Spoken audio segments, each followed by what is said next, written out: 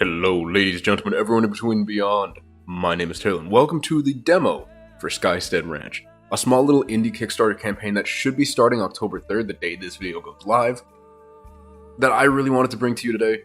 I was, for full disclosure, given a key by the developer and publisher Toasty Labs via Keymailer. So first of all, thank you very much for giving me a code, I really appreciate it.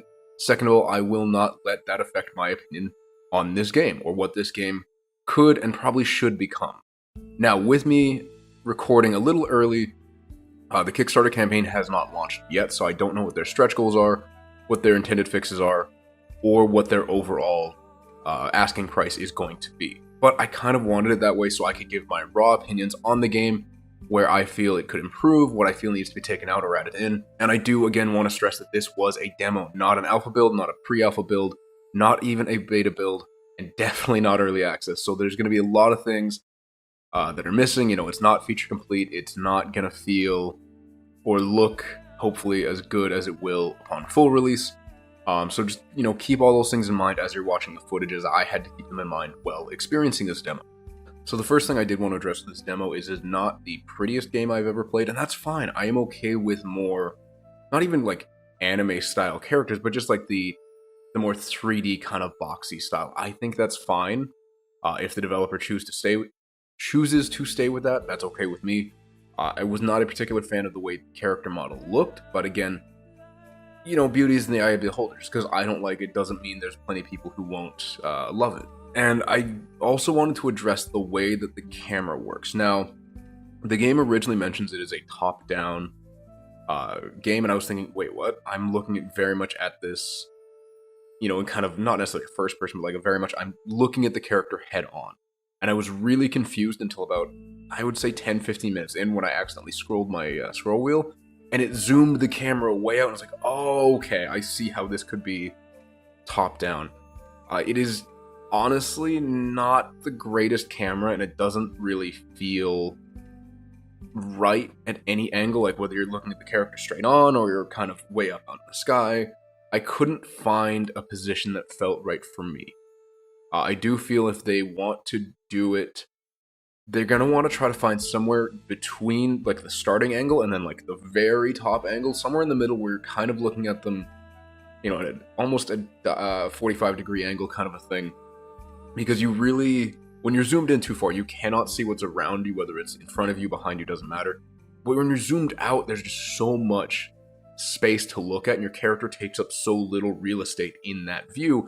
It's almost hard to tell where you are sometimes, because the camera kind of moves not independently of the character, but it moves to always keep the character on screen, though not always centered. So it feels like you lose track of where your character is. So I wanted to pull out just a bit, but not nearly as much as having that big overhead view, because you really lose track of where your character is and what you were doing.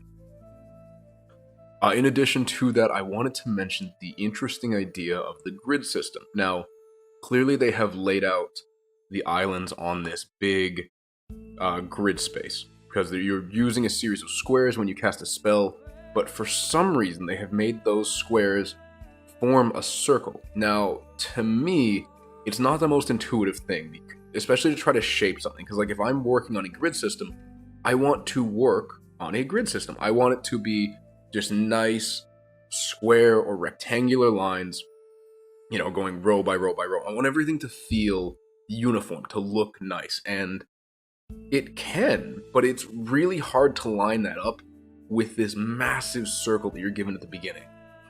I appreciate the uniqueness of trying to make a circle out of that grid, but I personally would rather just have a square, as boring as that is, because it helps my stupid brain be like, okay, this is uniform. These are like equal on both sides. It's symmetrical. I appreciate this. Not, oh, hey, I can cover a lot bigger area with this circle shape and it'll make my job a lot more efficient. Like, no, I don't work smarter. I work harder, which is really foolish, but it just, I don't know. Again, the grid system mixed with the circular, not reticle, but like space that you're working with just felt disconnected. They felt like they were at odds with one another. So if they stick with this grid system, I do think going with a square would be fine.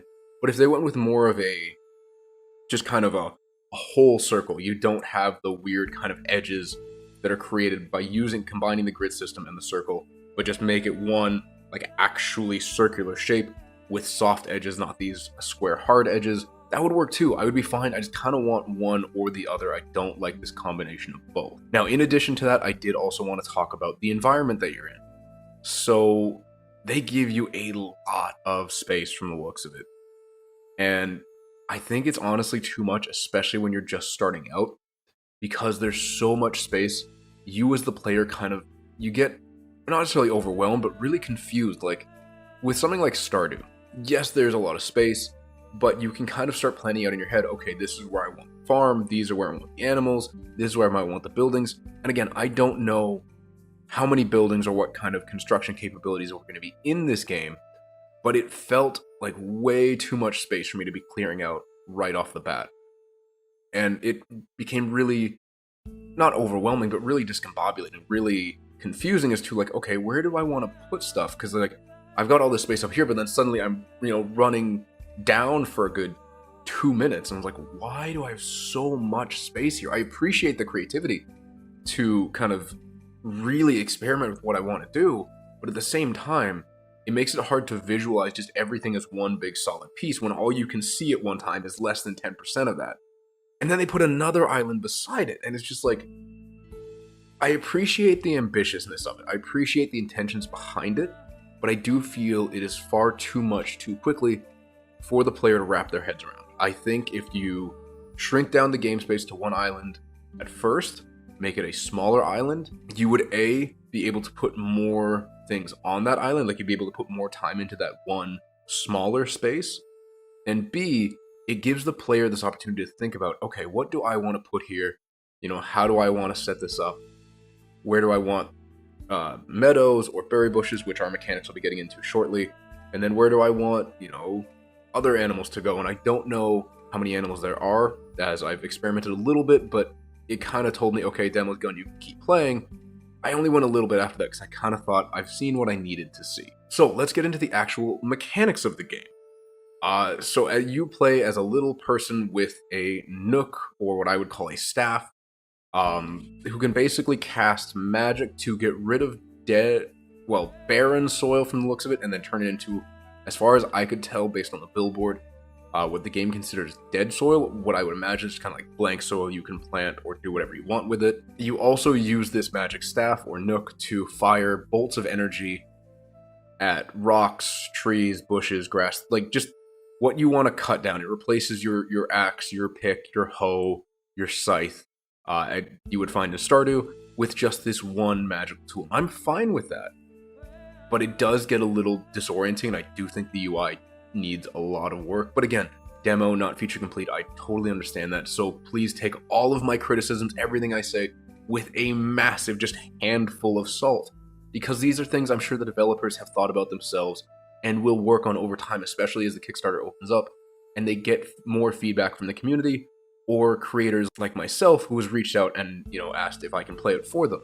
This staff is also used as a pseudo cursor for the player, which is kind of awkward. Like, I understand pointing your staff at the tree that you want to fire a bolt at, or the ground that you want to tap to restore it. There is no cursor system to just indicate, okay, this is what I'm looking at, without interacting in another way. I have to hold down right mouse button, which I have failed to say 10 times now, and then click left mouse button to interact with an object, and it just feels kind of clunky because it creates this dissonance between I'm using this staff to cast magic, but I'm also using the staff to interact with something that I'm not casting magic on. I just want to kind of talk to it. So I do understand that a cursor system, or just having a cursor, might feel intrusive or might break immersion, but I think it would be the easier way to go in terms of just letting me interact with objects and animals that I'm not planning to use magic with, and then aiming the nook at things I am planning to use magic with, especially when I'm pointing the staff at the shop that comes by every day,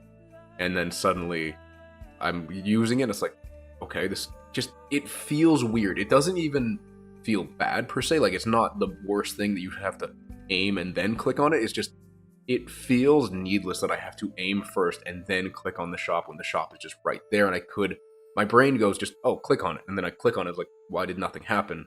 oh yeah, I have to aim first. So it's not instinctual as you're playing the game to have to aim at something before clicking on it to interact with it.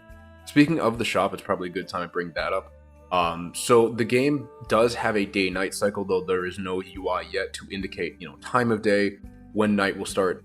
Day just kind of ends, night starts, and then night lasts for a few seconds.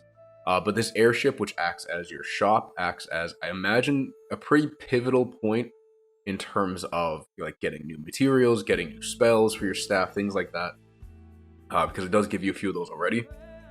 Goes away at night and then comes back each day. Now, I would imagine it would have a different stock every day, though I'm not 100% sure because I don't know if they're going to have a season or kind of a progressive world system, or if it's just going to be an increasing inventory as you progress through the story and as you progress your character. Though I would like to see, just a seasonal inventory like we have in a lot of other farming sims, with it selling different things in summer versus winter, because it helps create that immersion, helps create more of the world. Obviously, I would like a UI element to indicate, okay, day is ending, night has started. Those are all things that can easily be added in. Now, some of the things I did buy from the shop are a little more interesting. So I not only bought like berry bushes or meadow starter for animals that I'll be getting into in just a moment, I also bought things like spells, which let me dig up the ground, because you have to dig up the ground, you buy berries instead of berry seeds from the airship, and then you go and plant them in the hole you dug. So, nothing groundbreaking, pun intended, but still feels nice that it's there. It feels logical. My brain goes, okay, I dug the hole, I'll put in the seed. You don't have a way of watering or caring for your crops just yet, which is fine. Again, not even early access, sorry, demo. So absolutely something that could be added later on. And that kind of feels nice, though I do wish there was a better indicator of when berries were ready on the bush. Now, again, I know this is a demo, so I'm asking or nitpicking a lot of things that can easily be in there, but I do want to get my thoughts out on what should be here, what they should look at implementing later on. So the little tutorial book thing said, oh, hey, your berries are ready. I walked over to the bush. Nothing was there. I got really confused. I was like, there is a bush now.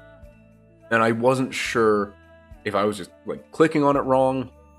I kept digging under it. I kept trying to break the ground around it, not realizing that the berries hadn't actually grown yet, and I got the prompt voice line early. I only figured that out after, because I'd bought extra berries from the ship. I went over, grabbed the berry to give to a snail I was trying to befriend, which again I'll talk about in a minute. And then when I was walking back, I saw little berries on the bush. So there is an indicator that they are there, but the voice line triggered early, and I didn't know that's what it was actually supposed to look like. So some sort of, even just static picture on screen. I know we don't like these in tutorials where you get a static picture of what something should look like, but they're useful for a reason. They're done for a reason. And I think that is definitely a useful way to go, to be like, okay, when you first plant the berry bush, this is what it'll look like. This is what it'll look like when it's fully grown. And then this is what it'll look like when it's actually produced fruit. Because again, you just even, 10 seconds of those on screen, 5 seconds even, it gives the player the distinct indicator as to when it's at each stage, so that you can know at a glance, okay, how is my berry bush doing? When do I need to go back? Oh, hey, it's ready to go. I can go over there, instead of just waiting there for 30 seconds for it to actually prop, thinking, what am I doing wrong? Why can't I get this? So again, can easily be done, and I think it should be. But now I want to talk about the animals. The animals are interesting because, as far as I understand it, there are 9... I can't remember what they're called in-game. I'll put it up on screen. But there are 9 animal variations, or 9 animal species in the game right now, with more planned. And I only encountered 3, because again, I wasn't going to keep playing to try to find all 9 of them. And it's interesting, each one of them has a different requirement. Now, the game did ask me, hey, the game gave me a tutorial, okay, befriend a snail. So I talked to the snail, or looked at it, and the snail desired, that I get rid of a lot of the barren land and that I feed it 3 berries. So I got rid of a lot of the barren land, finally fed it 3 berries, and then it went from being black and white to in color, which I thought, okay, That's a cool idea. I like this. That's interesting. It tells you what animals are your friends, or kind of what, are going to stay on your farmstead versus what ones are just kind of wild. And then I selected between my 3 options the little, like, fauna, the little deer. And it said the deer is very shy. I was like, fine. And then that the deer likes meadows, so I bought some meadow starter. And then the meadow starter asked me, or the objective rather, was to put meadow on over 20% of my island, which I was like, okay, 20% seems like a bit, but that's alright.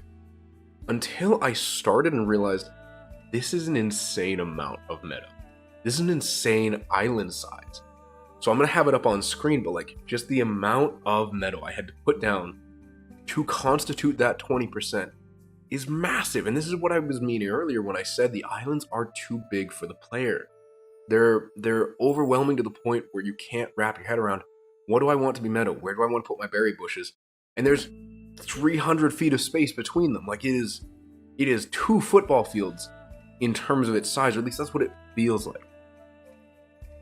So again, shrinking it down makes it much more manageable in my own head as to where I want to put things, how I want things to look. Because this scale is just too much for someone like me. Now, maybe you're looking at the scale thinking, oh, that's incredible, I love that, this is what I want, good for you.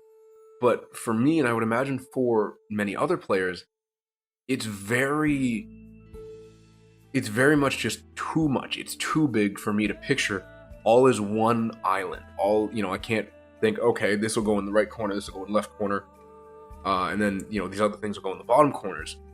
It just very much felt like, where am I in this sea of emptiness, in this sea of space? But then, the deer also wanted me to clear out, and this was the bigger issue. This is where I really started to think, this is way too much work, way too big. The deer wanted less than 5% of the land to be barren. It was fine with fresh soil or tilled soil, but it wanted less than 5% to be barren.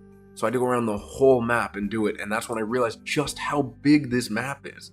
It's how expansive it is, and it's too much.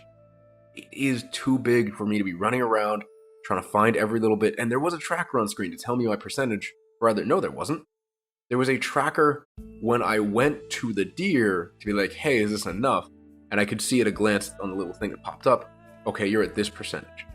And it was so much. I understand wanting to kind of get the player set up ready to go for being able to do what they want, but this was way too much, way too quickly, and you're gonna have a lot of players bouncing off in the first few objectives if this is how the game feels right off the bat.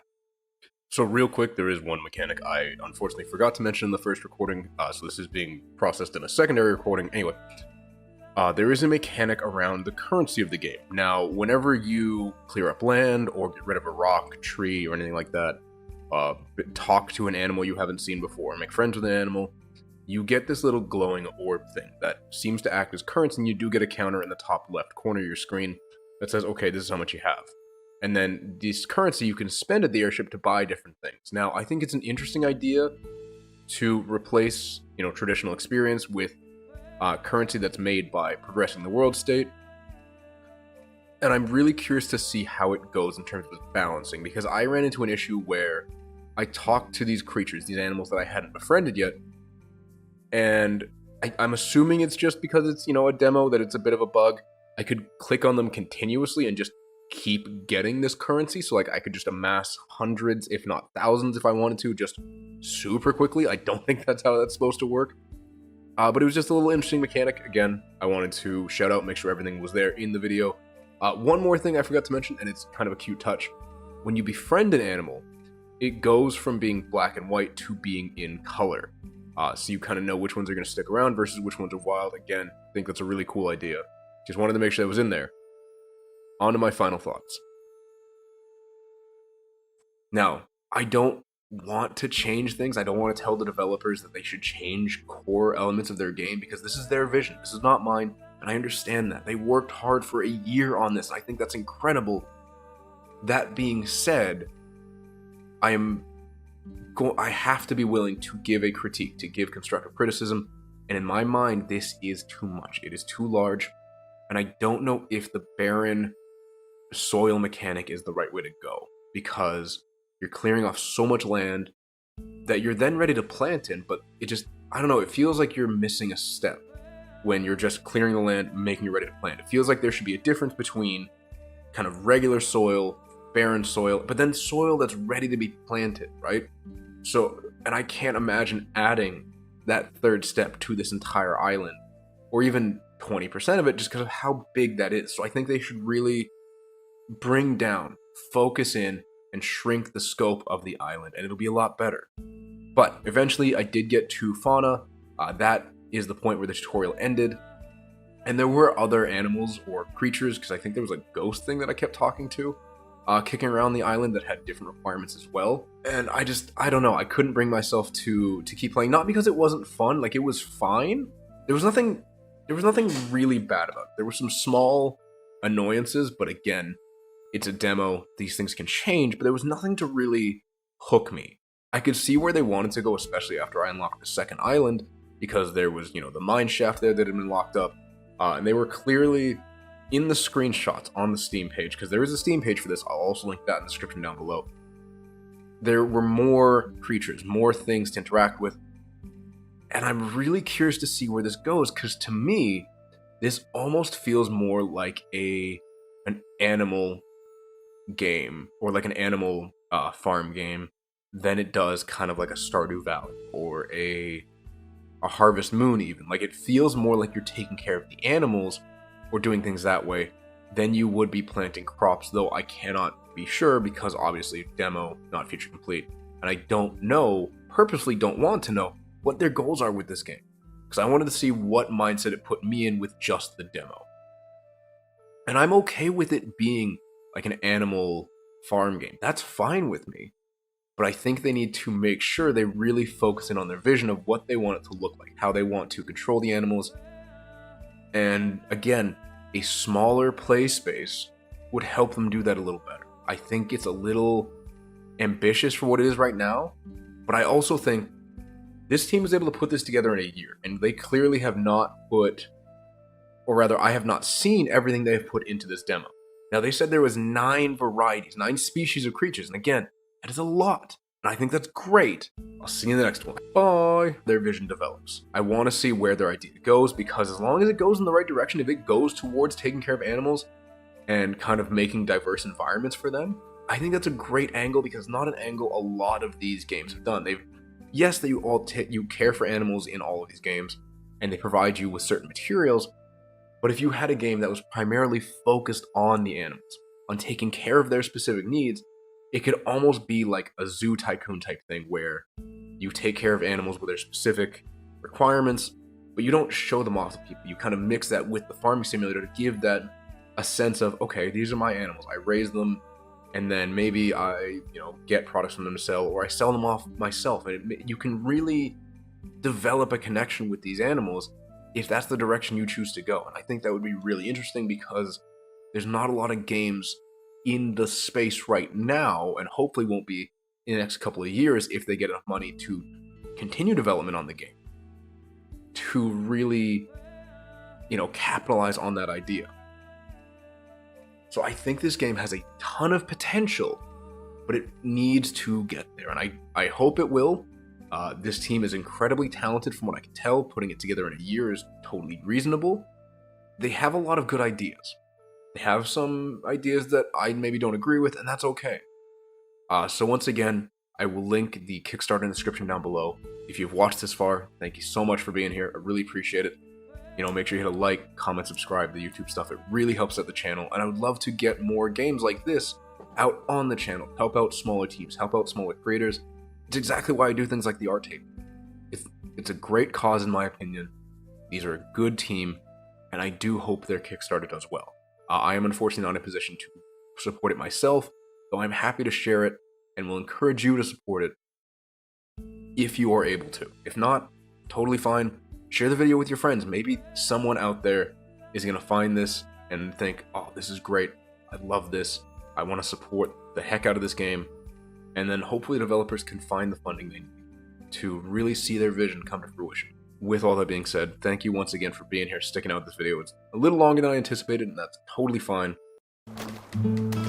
No, seriously, thank you. We are a very small team, and this demo has been a year in the making, on top of all the support for our other games we've been giving. This might be the end of the demo, but you can continue playing. We currently have 9 skylets to befriend, as well as 2 extra zones to explore, not to mention some additional inventory the skyship is yet to reveal. If you can, please back our Kickstarter. We need all the help we can get. If you can't, that's fine, but if you feel comfortable, please share it with your friends and family. It's amazing how much a few shares can affect a small team